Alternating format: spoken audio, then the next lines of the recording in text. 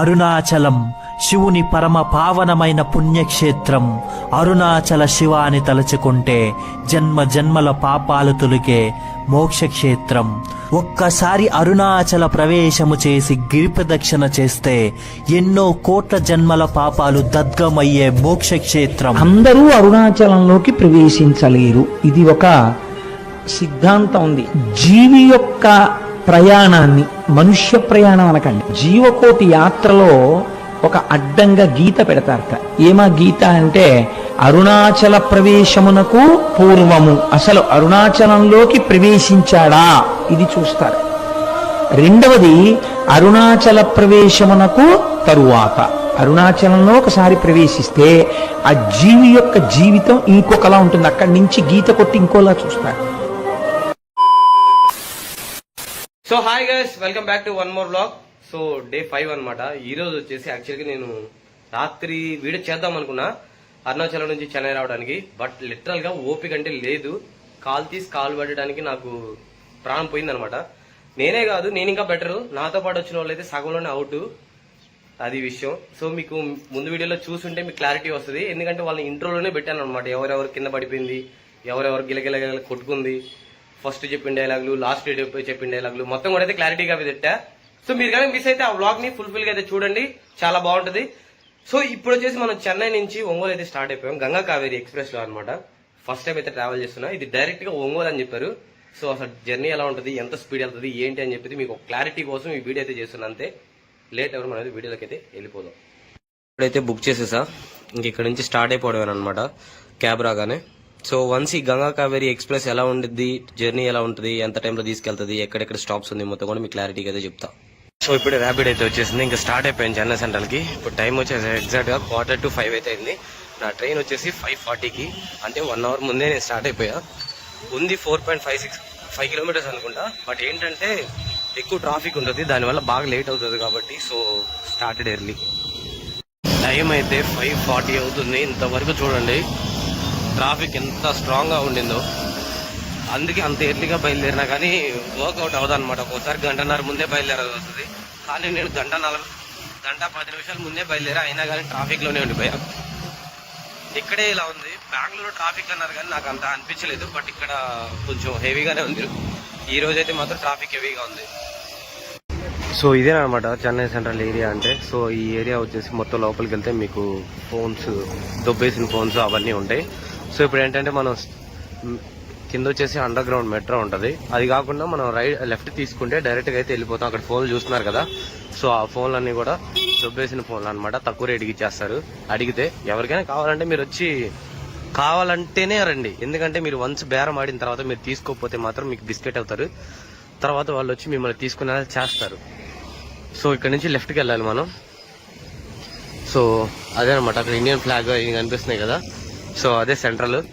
ఎగ్జాక్ట్గా ఈ బిల్డింగ్ కి రైట్ సైడ్ లో అయితే ఉంటుంది.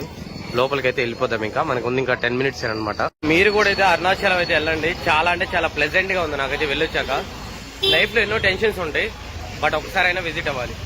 వెళ్ళమని చెప్తున్నాను అంటే ప్రశాంతత కోసమే. మీకేదో అక్కడికి వెళ్తే ఇప్పుడు ఇన్ని సంవత్సరాలు లేదు అక్కడికి వెళ్ళగానే వస్తుందని కాదు, మీకు లైఫ్ ని ఫ్రెష్ గా రీస్టార్ట్ చేసినట్టు మనసు ప్రశాంతంగా అయితే ఉంటది. అందుకని చెప్పేసి నాకు చాలా చెప్పాలని ఉంది, బట్ ఎలా మాట్లాడాలి, ఏం చెప్పాలి నాకు అర్థం కావట్లేదు. నా ఎక్స్పీరియన్స్ అంతా కూడా ఇప్పుడు వచ్చిన busiest railway station Chennai central railway station. So next trip కూడా అయితే ప్లాన్ చేస్తున్నా, చూద్దాము మొత్తం కూడా.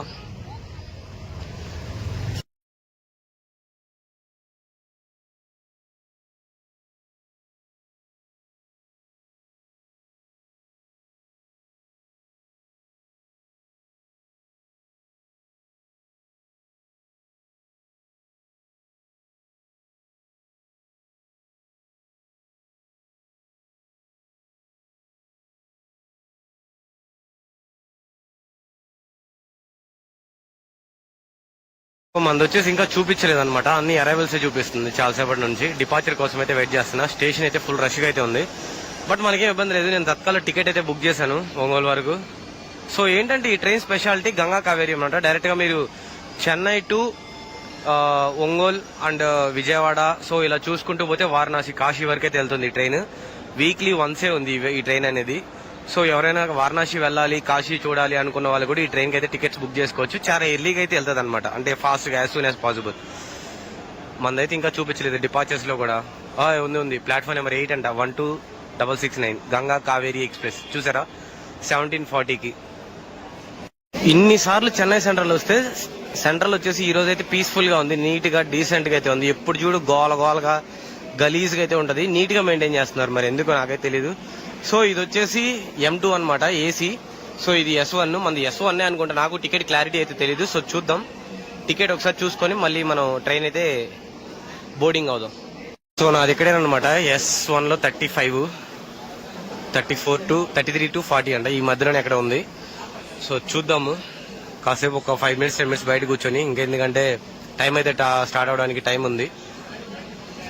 ఎంతో కష్టపడి కొన్నా లేకపోతే సింపుల్ గా కొన్నా గానీ కొన్ని మనకైతే కలిసి వచ్చేవి ఉంటాయి. అలాంటిదే ఈ ట్రావెల్ బ్యాగ్ అనమాట. సో ఇదేంటంటే నేను ఇది కొన్న దగ్గర నుంచి 12 జ్యోతిలింగాలు చేశాను, కంటిన్యూస్ గా ట్రావెల్ చేస్తానే ఉన్నాను గైస్ ఈ బ్యాగ్ తీసుకున్న దగ్గర నుంచి.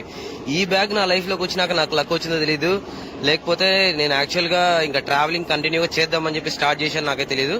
మొత్తానికైతే మాత్రం రెగ్యులర్ గా అయితే ట్రావెల్ చేస్తున్నా. మళ్ళీ ఈ ట్రిప్ అయిపోయిన తర్వాత ఇంకో ట్రిప్ కూడా రెడీగా అయితే ఉంది. ఏం ట్రైన్ ఇది? MGR Chennai central to Mangalore central అంట గైస్. బెంగళూరులో అయితే అప్పుడు నేను మొన్న డిసెంబర్లో కాదు నవంబర్లో అనుకుంటా వెళ్ళింది. నవంబర్లో వెళ్ళినప్పుడే చాలా అంటే చాలా చలిగా ఉండింది.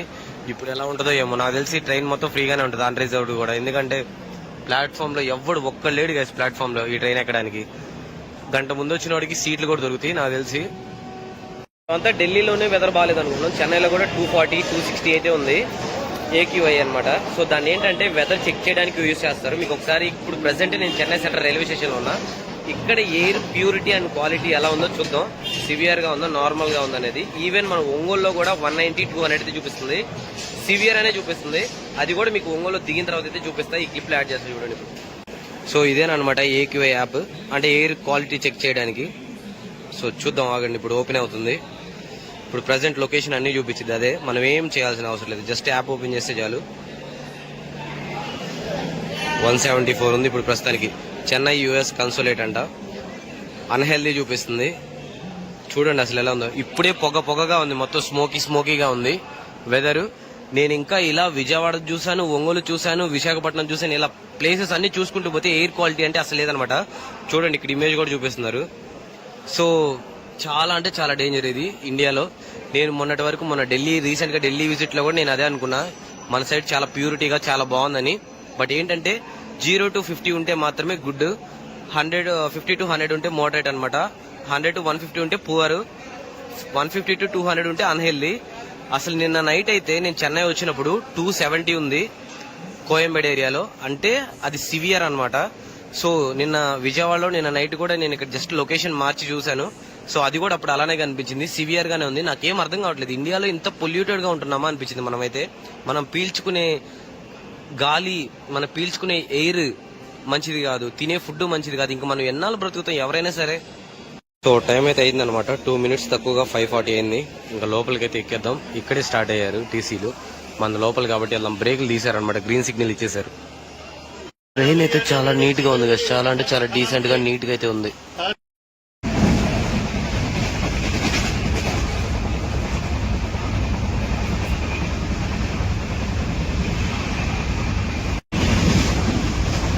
వన్ 10 స్పీడ్ లో అయితే వెళ్తుంది ట్రైన్ ఇప్పుడు ప్రెసెంట్. 4 hours జర్నీ అయితే కంటిన్యూస్ గా చేసిన తర్వాత ఇప్పుడే నేనైతే ఒంగోలు దిగేసా. సో బయటికి వెళ్ళిన తర్వాత ఫస్ట్ వేడిగా ఒక టీ అయితే తాగాలి, లేకపోతే అసలు బ్రెయిన్ పని చేయట్లేదు. 4 hours నుండి ఇది 3 hours వస్తుంది అని చెప్పేసి, 3.5 hours వస్తుంది అని చెప్పేసి నాకు టికెట్ బుక్ చేసుకునేటప్పుడు చూపించింది. బట్ ఇప్పుడేమో 4 hours అయింది. ఇది జనశతాబ్ది ఒకే టైమింగ్ అయితే ఒంగోలు వచ్చింది. ఇకైతే ఒంగోలులో దిగిన తర్వాత ఎయిర్ క్వాలిటీ అనేది చూపిస్తా అని చెప్పా కదా, ఎందుకంటే ఒంగోలు కూడా మన ఆంధ్రాలో one of the best place అనమాట టు స్టే. సో ఇక్కడ ఎలా ఉంది ఏంటి అనేది మీకు ఒకసారి క్లియర్ గా అయితే చూపిస్తా, ఒకసారి చూడండి. సో ఇప్పుడే యాప్ అయితే ఓపెన్ చేస్తున్నా.